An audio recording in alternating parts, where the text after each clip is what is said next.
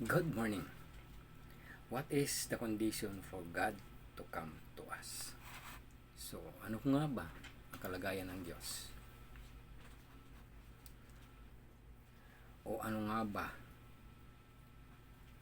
ang kanyang kasunduan o ang kanyang panukala or yung kasunduan sa atin para makabalik siya.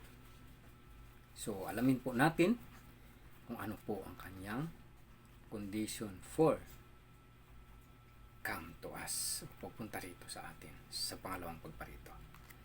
Bilang ang Diyos ay ang tagapaglikha, ang kanyang puso ay nagnanais na makapanahan kasama ng kanyang mga nilikha. Kalakip nito ay nais ng Diyos na patuloy na pagpalain ang kanyang mga nilikha. At dahil ang Diyos ay ang pinagmumulan ng buhay, kung kasama ng mga tao ang Diyos, ay naroroon ang dugtong ng buhay.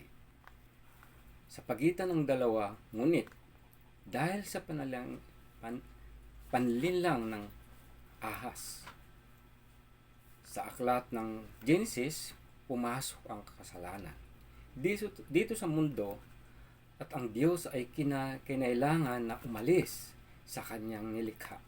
Pero bagamat ganoon ang nangyari, hindi nakakampante ang Diyos na siya ay nasa kaharian ng langit, sa espiritual na mundo, at tayo ay nasa physical sa spiritual na mundo, at tayo ay nasa physical na mundo na dumaranas ng hirap at kamatayan.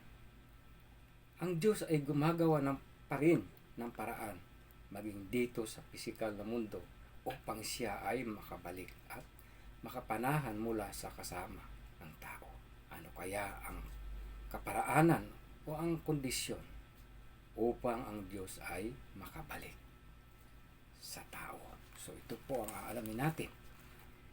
Kung ang pinaka-reason kung bakit umalis ang Diyos sa kanyang nilikha ay dahil sa kasalanan, kung ganon, ay ano rin ang dapat na mawala dito sa lupa upang makabalik muli ang Diyos?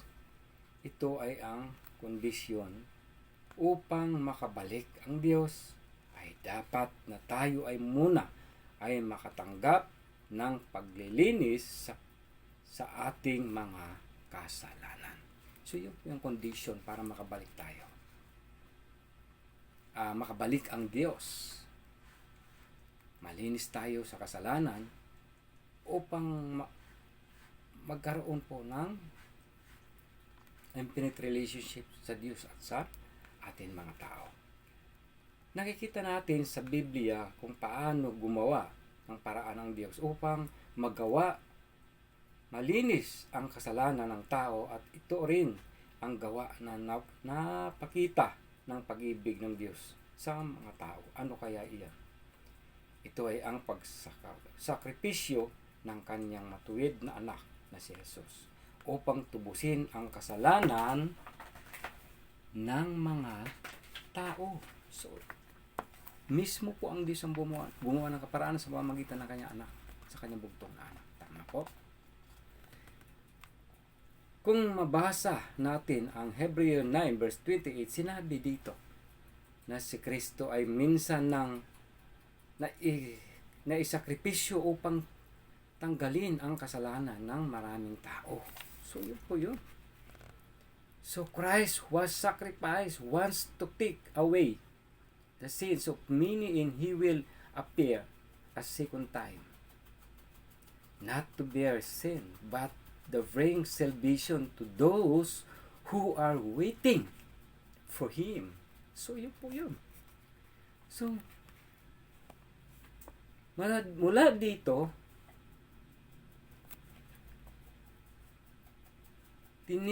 tiniis ng Diyos ang sakit ng pagsasakripisyo ng kanyang anak. Tama po, nasa Jesus upang ang mga tao ay makatanggap ng paglilinis ng kasalanan.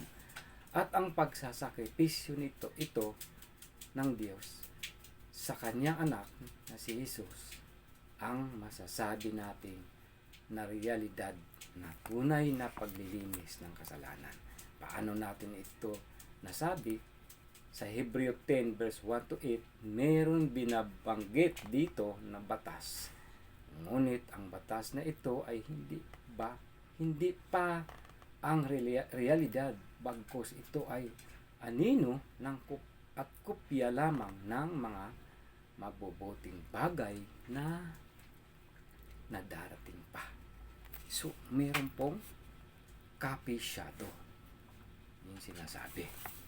So, kaya nga po, reminder of sin, it is impossible for the blood of bulls and goats to take away sin.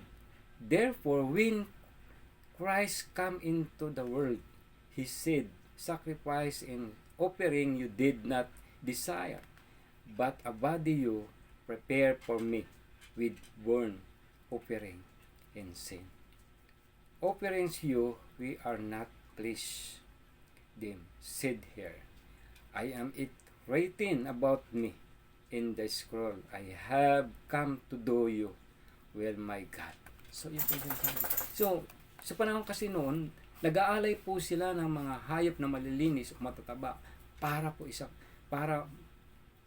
malinis ang ating mga kasalanan. But that is the temporary sa panahon po ni Moses. So sinasabi po dito na hindi po sapat na malinis ang ating kasalanan o matubos tayo sa pamamagitan ng mga hayop na iyon, kundi sa isang taong na nagsakripisyo alang-alang sa kanyang pag-ibig sa atin. So sino po yan? Ang ating Panginoong Jesus. So malinaw na ang Panginoong Jesus mismo ang nagsakripisyo para tubusin tayo sa ating mga kasalanan. Pero nung kanyang pagbabalik, nung kanyang pagparito, nung unang pagparito, ay hindi po siya tinanggap ng kanyang sariling kababayan.